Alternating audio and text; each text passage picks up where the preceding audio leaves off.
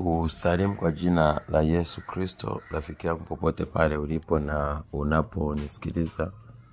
Mungu ametupa neema ili tuzidi kumtafuta, kumjua, kumwamini, lakini pia kumpenda.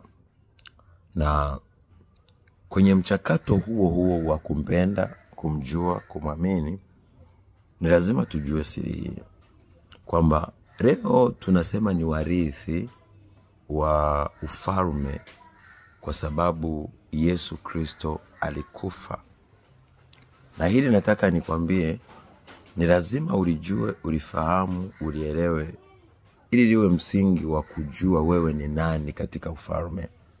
Kwamba agano lolote la urithi wa kitu chochote hawezi ukakamilika kama hakuna kifo kimetokea. Leo tunaweza tuseme ni warithi katika Kristo, ni kwa sababu Yesu alikufa. Kwa hiyo kwa sababu alikufa, basi tunayo mamlaka ya kuwa warithi, lakini pia tunao haki ya kuwa warithi katika Kristo. Chukulia mfano mzuri.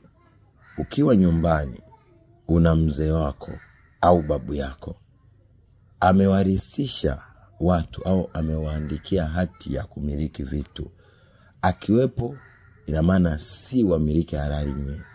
Ina maana chochote kinaweza kitokee kwa sababu bado ule urithi uko mikononi mwake.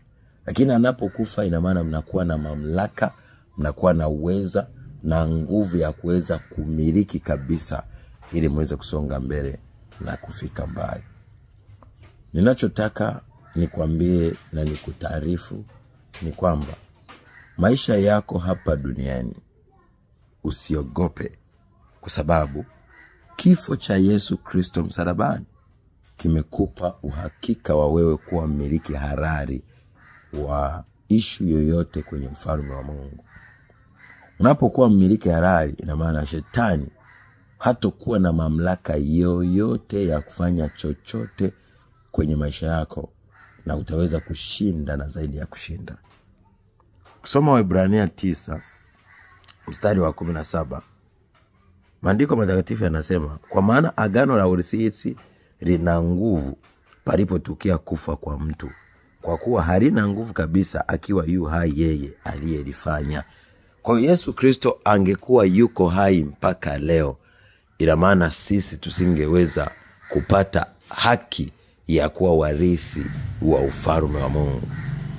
Lakini kwa sababu amekufa, ina maana sisi tumekuwa wamiliki halali na warithi katika ufalme wa Mungu. Na tunapokuwa wamiliki na warithi halali katika ufalme wa Mungu, ina maana tuna mandate na haki ya kuanza kupata matunda ya ufalme wa Mungu. Ninachoweza nikwambie ni nini? Leo ulikuwa ni mgonjwa, ulikuwa na matatizo yote ya kiafya. Inawezekana ni dhuluma, umedhulumiwa. Inawezekana ni kulogwa, umelogwa. Au ni vitu vibaya vinaendelea kutokea kwenye maisha yako. Mimi ninachokuambia na kukutamkia ni kwamba kuanzia leo, jenga ufahamu na uelewa kwamba wewe ni mrithi wa kila alichokuwa nacho Yesu Kristo. Uponyaji, ufungulivu, baraka, miujiza, ishara na maajabu. Lakini pia si hilo tu, uhai na uzima na zawadi ya Roho Mtakatifu. Tuelewe hichi kitu. Kinacho wataangamiza watu si kusema vitu havipo, ila watu kwa kukosa maarifa kwamba vitu fulani mimi ni mmiliki halali. Uponyaji upo, spare part ya kile unachokitaka ipo, fedha ya ufalme ipo, lakini je, una uhakika wa umiliki kwenye ufalme? Je, unatambua wewe ni mmiliki halali? Je, unajua namna ya kuingia mbele ya baba yako kama mtoto ambaye ni mmiliki? Kwa sababu mtu anaenda kama mtumwa kwa baba yako, na wewe unaenda kama mwana kwa baba yako. Uombaji ni tofauti. Wewe mtoto unaenda na uhakika kwa sababu ni mmoja wa, na unatakiwa upate kwa sababu hakuna sehemu nyingine utakayotoa. Sasa wengi hatujui namna ya kuomba, na ndio maana tunahangaika na tunajikuta tunaamua tunaenda kwa waganga au tunaenda kwa shetani, au tunatumia njia nyingine, au muda mwingine kumdharau Mungu tuhisi kwamba hakuna chochote anachoweza kufanya, ni kwa sababu hatujui, hatufahamu, tunatembea nje ya maarifa na tunatembea gizani. Mimi nikuase na nikwambie rafiki yangu popote pale unaponisikiliza, usiwe na hofu. Tuliza moyo. Mwamini Mungu. Unapomwamini Mungu, jua kuna jambo linafanyika kwenye ulimwengu wa roho. Na hilo jambo linalofanyika kwenye ulimwengu wa roho, ina maana litaweza kukusaidia kukuvusha sehemu moja kwenda sehemu nyingine. Unapoamini kwamba yeye aliye ndani yako, aliyekununua kwa thamani, yuko na wewe.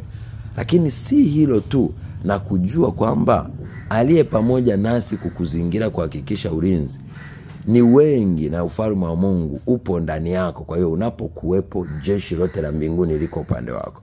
Sasa kuogopa, kuwa na mashaka, kuwa mwoga, kuwa na hofu ni tiketi yako ya kumpa adui akushambulie, kwa sababu vitu vya kiroho haviendi kwa kuona, bali vinaenda kwa imani kwamba vipo, na unapoamini vipo, vinakuwepo. Usipoamini vipo, havitokuwepo au havitofanya kazi. Sio kusema havipo, vipo ila havitofanya kazi.